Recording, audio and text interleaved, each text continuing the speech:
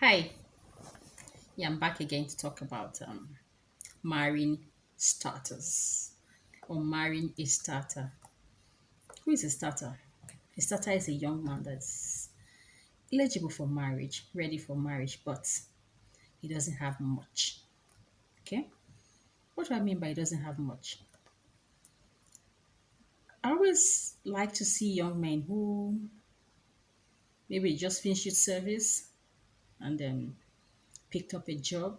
Even if you don't have a job, you have something doing. You are sure of some money on a regular basis in your account. Okay? You don't have to have a million, 2 million before you get married. Okay? You just start your life. You just started your life, and then you have something doing. You have a regular source of income with which you can start, and then you're ready to get married. But my problem is that sometimes young ladies feel this one that's just starting. How will we feed? How will we survive? You will survive. You know why you will survive? Because for a guy to have something doing means he's responsible, okay? And starting doesn't mean you are ending the way you started. You could start with a salary of 10, 20, 50,000, fine.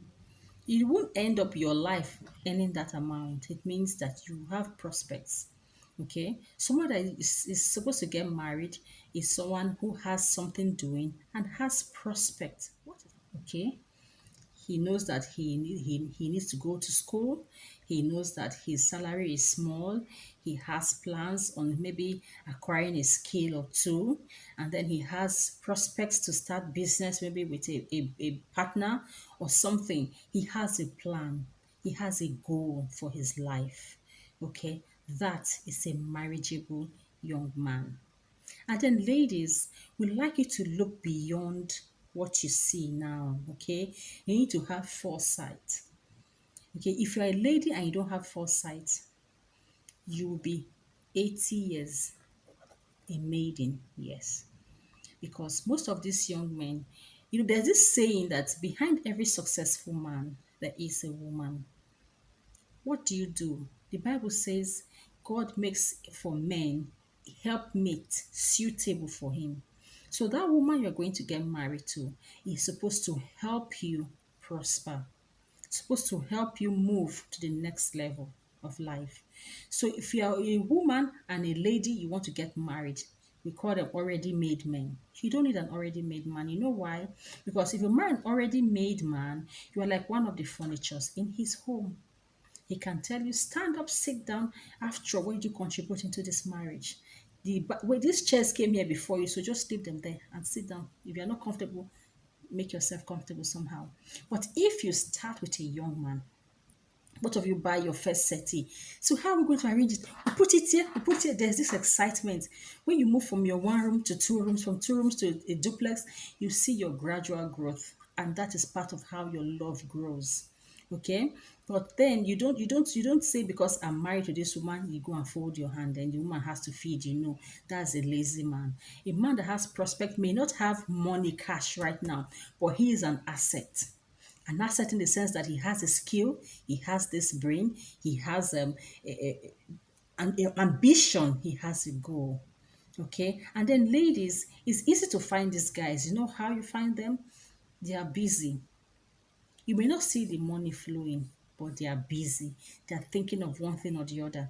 And then this young man that is your friend, he tells you, I like to do this type of thing. I say, that one, that business is outdated.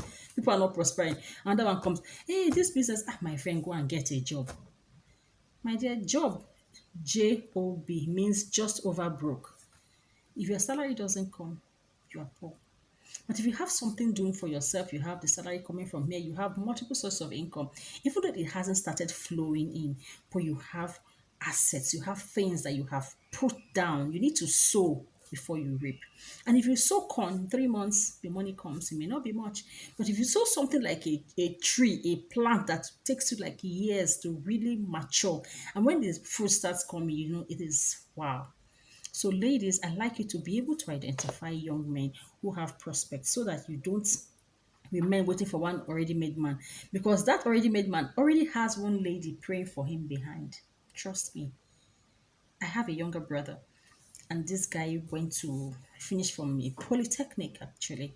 He got into that school to study computer science. But he came back and said that is not challenging enough for me.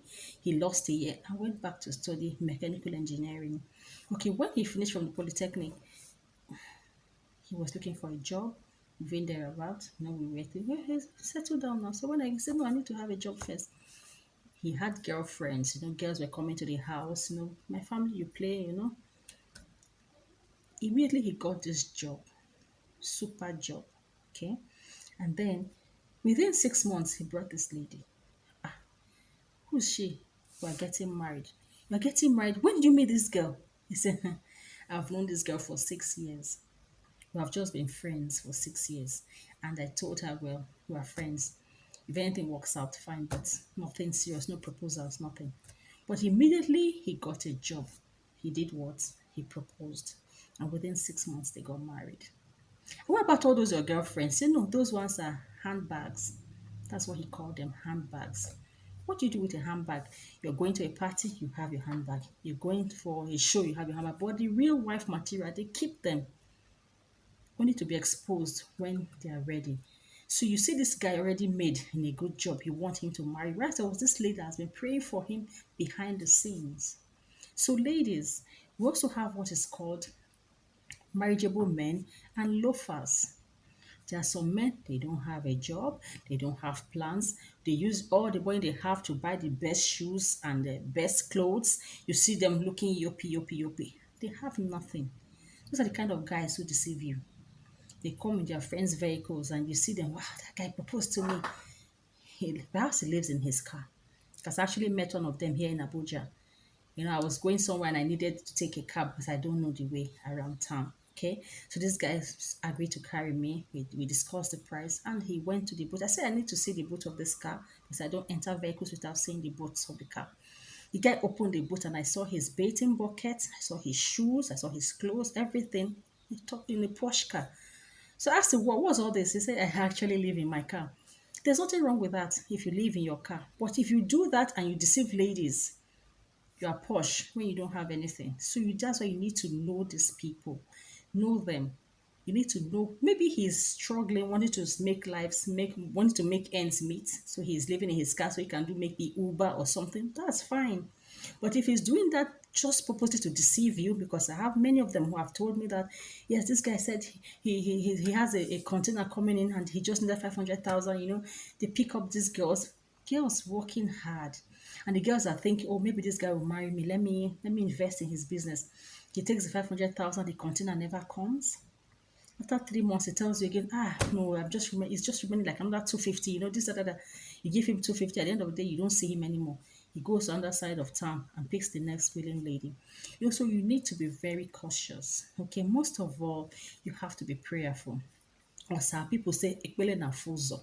It means when you are prayerful, there's this way God has a way of communicating with you when you pray.